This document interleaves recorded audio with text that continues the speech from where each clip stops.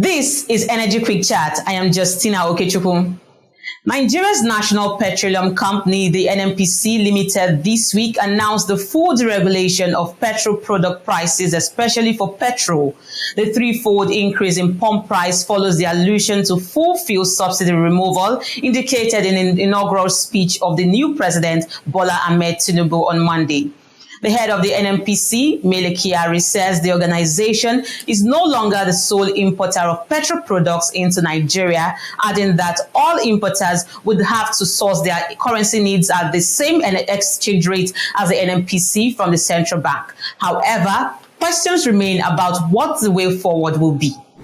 I am now joined by Kola Karim, Group Managing Director and CEO at Shoreline Energy International, to discuss these latest developments at the NNPC.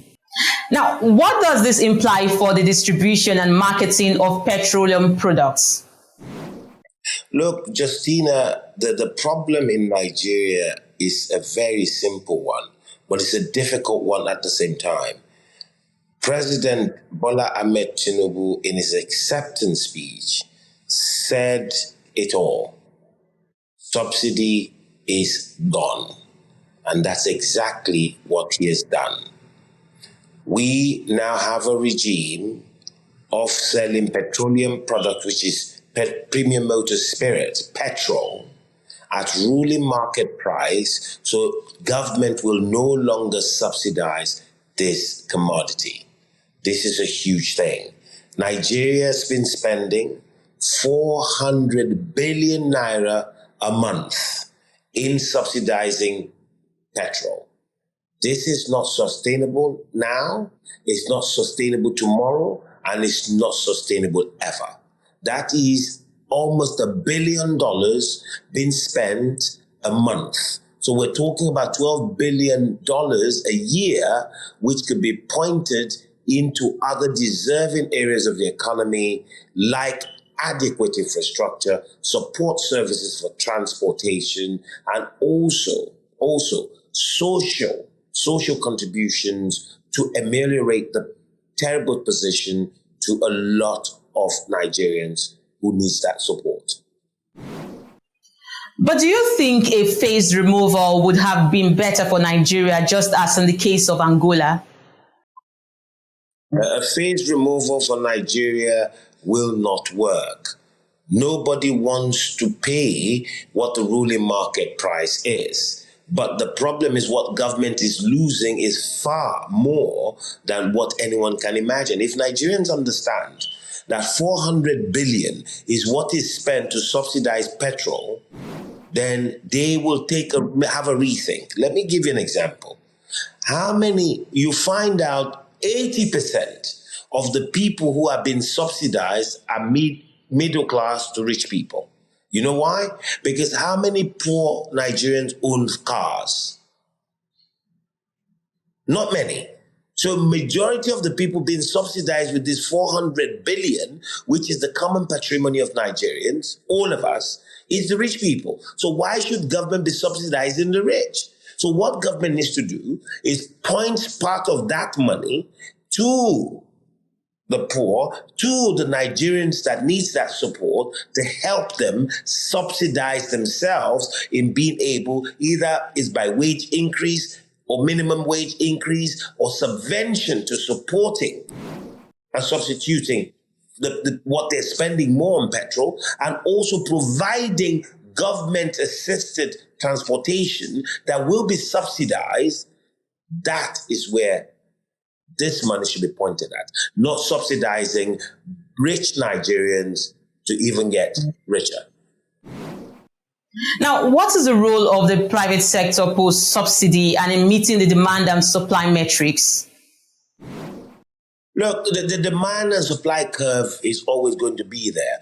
But what this has done is you and me could apply for a license and import petroleum products into Nigeria, source our dollars. Is a matter then of market forces, demand and supply, and that equilibrium gives you if the business makes sense and you're going to make a profit, then it's a venture to get into and get involved with.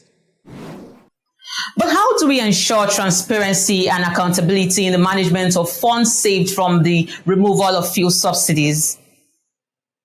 It's not money saved. It's additional money that should have been spent that is not spent. So the accountability that's ongoing now in the various ministries and government MDAs is what still stays.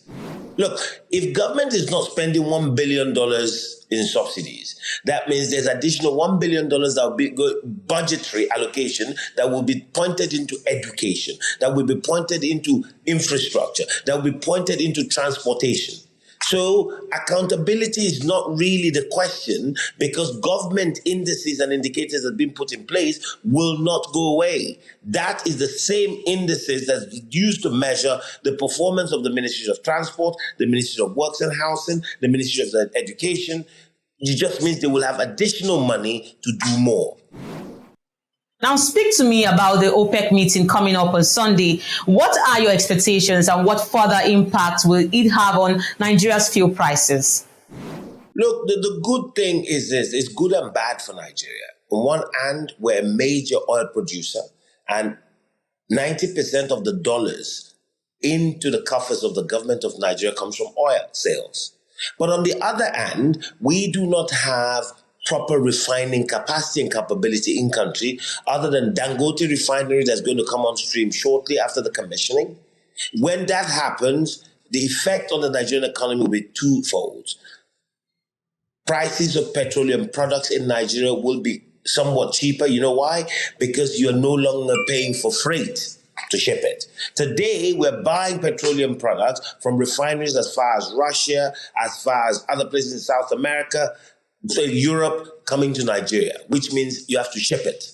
But if it's being produced here and being processed here, you're not paying for shipping other than the standard logistics in country. So that's a huge savings from there. The second point is this. The value add to Nigeria is the crude that is going into these refineries, like Dangote refinery, is produced in Nigeria.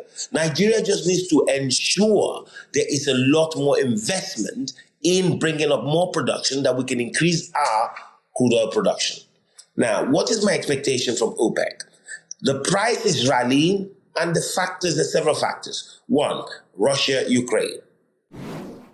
A big supplier of crude oil into Europe and to European refineries is Russia, and that supply is being cut out. So they need to substitute it, and when you need to substitute such a volume, it helps shore up prices. The second one is we're in the European summer season and the North American summer season, and what happens? People drive more. So consumption of petroleum products and crude to be refined in refineries is considerably more also in the summers, and that's what's holding up prices. But the biggest add-on is the US government has just sorted out its internal problems about its debt ceiling, which means that's gone out of the way. There's available capital to finance lots of more trade, more imports that energizes and keeps the American economy going. So there's certainty of monetary supply. And that is a big factor in seeing prices go up. Now, what would OPEC do? Expectations from OPEC is there's not going to be a change. We're going to stick to the 1 million barrel cut. OPEC countries have suffered during pandemic. This is what is helping them shore up their own national balance sheet. The same with Nigeria, and we will not wish. Oil producers like ourselves, we suffered during the pandemic, so this is the time for us to claw back some of the monies we've lost, so we will not wish to see low oil prices.